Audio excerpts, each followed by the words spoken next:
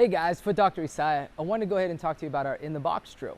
So what you've seen here in the video, I'm going to kind of talk about our key checkpoints, why we do the drill and what we're looking for. One of the biggest aspects of pitching that gets debated and discussed is where we get to, well, some people would call brush trigger, where we have interference with the hip, where our slot happens. What we have to understand first is the responsibility of the muscles within that motion. So if we are successfully coming through our pull down phase, what that means for us as an athlete is that we're going to have activation from the serratus, lats, internal, external obliques. We're going to have some rotator cuff activity, pec, minor and major. All of those things come together to complete from that pull down phase. So when we're looking right here at from 10 all the way down. So if we have a really successful and acceleration-based pull-down phase, those muscles are going to integrate and work together to continue that motion.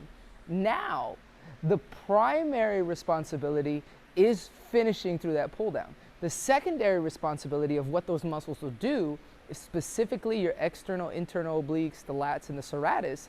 They're going to cause what we call lateral trunk flexion. That is this motion right here.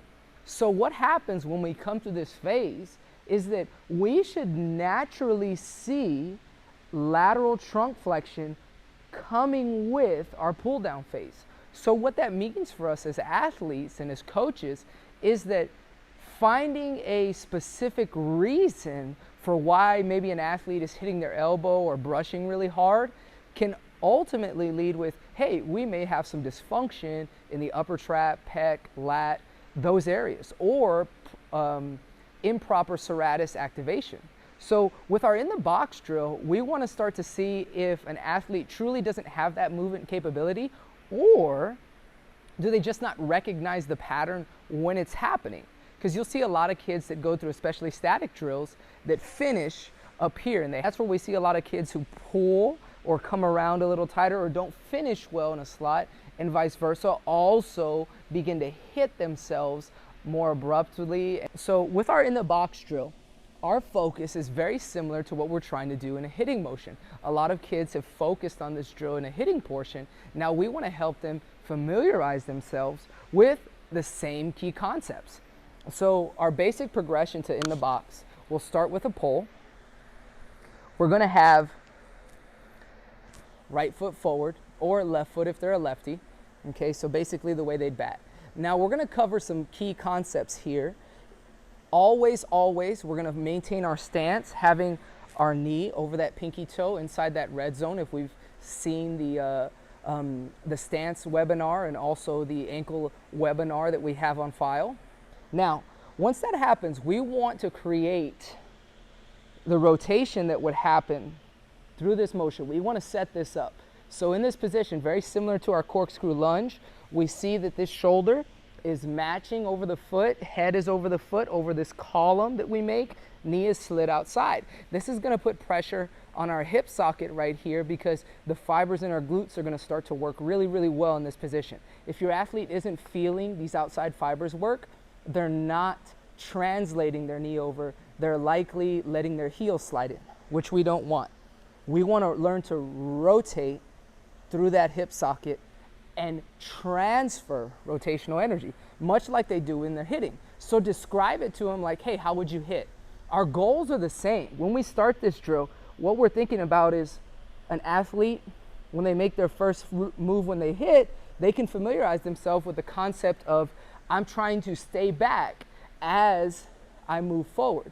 So we want that same thing to happen because that's helping us create the elastic component and stretch that we're looking for. We're increasing the length of that rubber band from the foot all the way up the core through the serratus, through those myofascial lines. So when we're here, we're looking for the athlete to hold this position, literally kind of talk to them about that same position that they'd finish in when they were pitching, getting our 3-toe rule. So I'm staying back. As soon as I feel the foot land, then I'm pulling with the hamstring, letting this heel rotate and coming through. So if we watch this here, I'm here, stay back.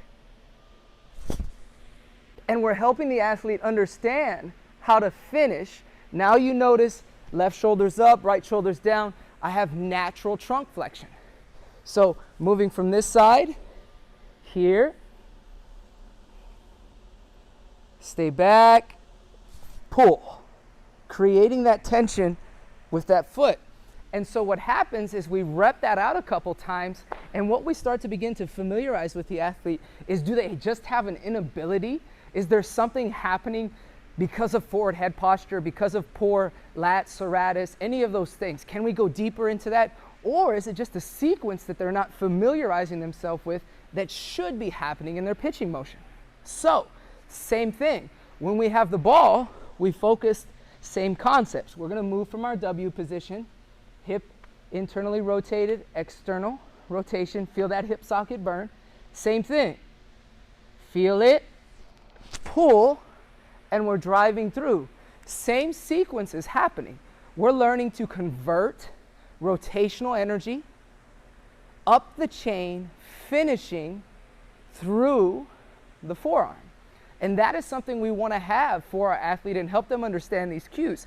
And we use this drill a lot for our athletes that tend to finish in any type of static position, whether they're doing static drills or K drills from here or our staggered W, any of those positions. When they, instead of having natural trunk flexion, they're literally pinching the shoulder to throw the ball. And we don't want that to happen. We want them to start to familiarize themselves with that natural motion coming through, literally learning how to spiral and transfer that rotational energy all the way through the release of the ball. That is our in the box drill. We start with a PVC pipe, make it similar to hitting, and then we just finish up through that motion.